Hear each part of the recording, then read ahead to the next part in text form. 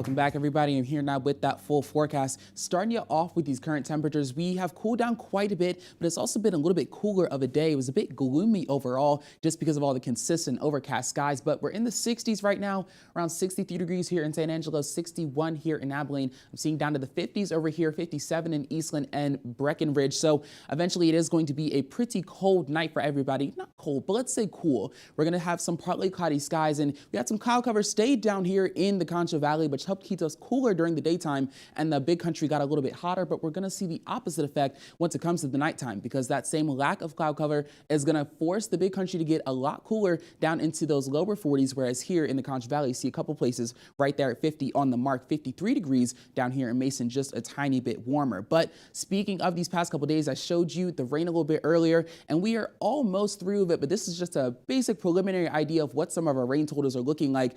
Ozona got a lot more than expected, especially with the Storm Prediction Center updating their outlook on them last minute. Some places possibly getting over 3 inches, and some areas here in the big country getting some pretty high totals as well, getting near the Throckmorton area. But everyone in the middle may have gotten a little bit skirted of some of those rain chances. We'll have some final numbers hopefully as we get over these next couple of days, but just be patient with both us and the National Weather Service as we get through all of that. But looking into these next 24 hours, there is just a little bit more rain, some isolated showers, maybe a thunderstorm for these southern counties from Crockett even over here to Mason and McCulloch counties. This is about where we are right now with some rain coming through, and it'll continue to be light, scattered. A couple of these storms fully becoming thunderstorms. Actually switch sides here really quick. You see them make their way over here as north as about Brady during some of those overnight hours, but again, it is going to be very light. You see here some of these storms maybe even getting a little bit stronger, but for counties like Crockett and Sutton that have already had a lot of flooding, this could actually exacerbate some of those conditions. So hopefully it's not going to cause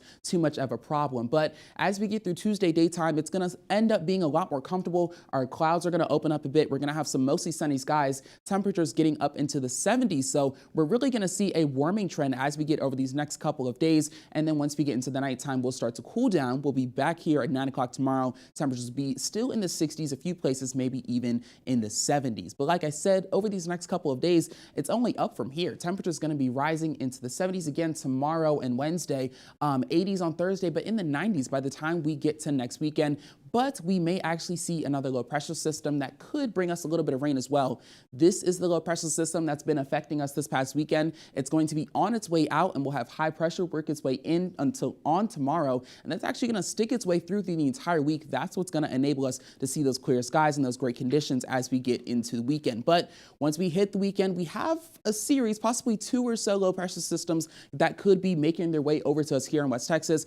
As of right now, models still very much disagree on whether it's going to bring us any rainfall or not. So of course, that is something I'll continue to monitor as we get over these next couple of days. But the week is looking like a great one. We will see some morning time clouds when we get to Wednesday and Thursday, but that'll clear up as we get into the afternoon. And once we hit the weekend, it should be sunny again, at least on Saturday.